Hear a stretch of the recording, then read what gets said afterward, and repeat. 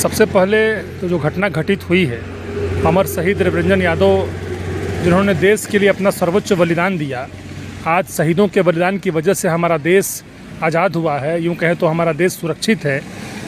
सारे जवान जो देश के बॉर्डर पर तैनात हैं वो लगातार देश के उन तमाम परिवारों की जान बचाने के लिए अपने जान की बाजी को लगाए हुए हैं, जो अगर न लगाए तो मेरा ऐसा मानना है कि देश कभी भी दुश्मनों के हाथ में जा सकता है। आज मुझे लगता है कि आज़ादी का अमृत महोत्सव पूरा देश मना रहा है। पूरे देश में लगातार कई सारे कार्यक्रम आयोजित हो रहे हैं। अभी एक सप्ताह पहले स्वतंत्रता दिवस मनाया गया। आपको जान के बड़ी दुख होगी कि देश की इस 75वीं स्वतंत्रता दिवस के अवसर पे जहां आज़ादी का अमृत महोत्सव मनाया जा रहा था, वैसी स्थिति में किसी भी एक व्यक्ति ने अमर शहीद रविरंजन यादव के स्मारक पर जाकर ना ही वहाँ पे 1 मिनट का मौन धारण किया, ना ही वहाँ पे 1 मिनट श्रद्धांजलि अर्पित करी, ना ही वहाँ जाके एक झंडोत्तोलन करके देश के सम्मान में, सर्वोच्च बलिदान देने वाले उस व्यक्ति के सम्मान में झंडे को सलामी दी।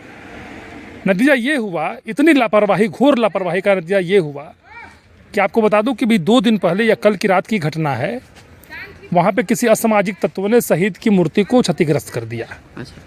सुबह सुबह जब उसकी पत्नी ने इस चीज़ को देखा तो मुझको फ़ोन करके बताया उन्होंने कि शहीद की जो मूर्ति लगी हुई थी उसको उसने तोड़ दिया, आप जल्दी चले आइए। मैं भागे भागे से पहुंचा, देखा कि शहीद की जो मूर्ति लगी हुई थी, जो सर था वो धड़ से अलग था। मतलब जो हाफ मूर्ति लगी हुई थी, आधी मूर्ति लगी, आदमकद मूर्ति तो लगी नहीं है, तो उनका जो सर है वो ज़मीन पर गिरा पड़ा था और मूर्ति स्मारक पे लगी हुई थी। आपको जान के बहुत दुख होगा कि जिस शहीद के गाँव के ठीक बगल में राज्यसभा के माननीय सांसद गोपाल नारायण सिंह जी का खुद का बहुत बड़ा मेडिकल कॉलेज है, खुद के स्वयं के वो निवासी भी वहीं पर हैं, वो कभी भी उस शहीद के परिजन के या शहीद के सम्मान में या शहीद की मूर्ति लगाने के लिए या किसी भी कार्य के लिए, जैसा शहीद के परिजन ने मुझको बताया, कभी उन्होंने उसकी सुध नहीं ली। वरना आदरणीय गोपाल नारायण सिंह जी चाहें तो क्या एक मूर्ति की स्थापना उनके सौजन्य से यहाँ नहीं हो सकता है? जिस व्यक्ति का करोड़ों का एम्पायर यहाँ खड़ा हो, एक एक कार्यक्रम में लाखों रुपए खर्च हो जाते हो महज 2 घंटे 4 घंटे के लिए, क्या उनके लिए 2-3 लाख रुपए बहुत बड़ी बात है?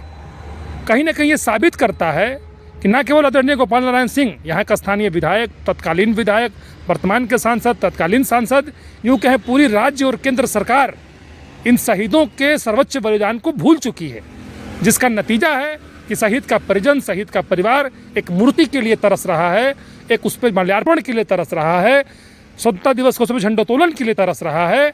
कहीं ना कहीं अभी भी हमारा देश उन शहीदों के सर्वोच्च बलिदान को ठीक से समझ नहीं पाया है। अच्छा, कैसे शहीद हुए थे, क्या कुछ बता सकते हैं पूरी घटना के बारे में आप? ये तकरीबन घटना 2 साल पहले की है। कश्मीर में सीज फायर के दरमियान में शहीद रविरंजन यादव की शहादत हो गई थी और वो वीर गति को प्राप्त हुए थे। उस पर तो नेताजी लोग आए होंगे। आप उस दिन शायद नहीं आए होंगे, अगर आप आते तो देखते यहाँ बैठने और खड़ा होने कुछ दिन जगह नहीं थी।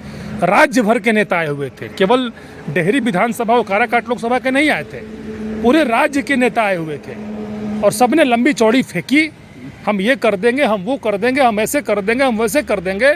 और 1 महीना के बाद एक आदमी इस परिवार की सुध नहीं लिया। मुकबधिर लड़की है, किसी ने उसका इलाज नहीं कराया। उनके 2 बच्चे हैं, किसी ने पढ़ाने की जिम्मेवारी नहीं ली। वृद्ध पिता हैं, किसी ने कभी पूछा नहीं कि तन पे वस्त्र है कि नहीं, किसी ने पूछा नहीं। जिस दिन से शहीद रविरंजन यादव का परिजन हमसे जुड़ा हुआ है, मैं लगातार शहीद के परिवार के साथ खड़ा हूँ। हर संभव मैंने अपने स्तर से प्रयास किया। कहा जा रहा है मूर्ति को क्षतिग्रस्त जिसने किया है, आपको पता, आपको लगता है अज्ञात लोग हैं क्या? इसके बारे में कुछ कह सकें? बिल्कुल अज्ञात लोग हैं, क्योंकि किसी ने तो देखा नहीं है, किसी ने मूर्ति को तोड़ा, तो किसी पे उंगली उठाना भी उचित नहीं है। ये बिल्कुल अनुचित कार्य होगा। लेकिन मूर्ति आखिर टूटी कैसे? करीबन 2.5 क्विंटल की मूर्ति है वो। आप जाके अभी देखेंगे, मूर्ति को हिला के भी देखेंगे तो आपसे हिल नहीं पाएगा। किसी ने बहुत जोरदार उस पर प्रहार किया होगा, तब जाके मूर्ति का जो सर था वो धड़ से अलग हो गया। कोई कागज की मूर्ति तो नहीं थी, किसी ने छू दिया और टूट गया। इतनी भारी भरकम मूर्ति जब टूट सकती है तो कुछ भी हो सकता है। जिला प्रशासन या पुलिस प्रशासन या पुलिस अधीक्षक महोदय हैं, जिला अधीक्षक, इनसे क्या आप कहना चाहेंगे इस मामले को लेकर? पुलिस अधीक्षक महोदय और जिला प्रशासन से इसमें कोई दोष नहीं है। और कार्रवाई के लिए आप क्या करें? हाँ, मैं आग्रह करूँगा जिला प्रशासन से, जिला अधिकारी महोदय से, चूँकि ये मैटर ये मुझे लगता है कि डेहरी मुफस्सिल थाना के क्षेत्र के अंतर्गत आता होगा। जी। तो मैं आग्रह करूंगा पहले सर्वप्रथम ये मुफस्सिल थाना के SHO से कि आप इस घटना की पूरी जांच करें, कौन कौन लोग इसमें संलिप्त हैं, ये घटना कैसे घटित हुई, आप उन दोषियों को पकड़ें, उस पर कठोर कार्रवाई करें, ताकि भविष्य में कोई भी इस तरह के शहीदों की स्मारक के साथ खिलवाड़ ना कर सके। जिन शहीदों की वजह से हमारा देश आज सुरक्षित है, कम से कम इतना तो सम्मान बनता है कि उनकी याद में लगाया गया एक मूर्ति सुरक्षित रह सके। जिसके चलते हमारा परिवार सुरक्षित है, उसके जाने के बाद उसकी मूर्ति सुरक्षित नहीं रह रही है। ऐसे देश में ऐसे लोगों को शर्म आनी चाहिए।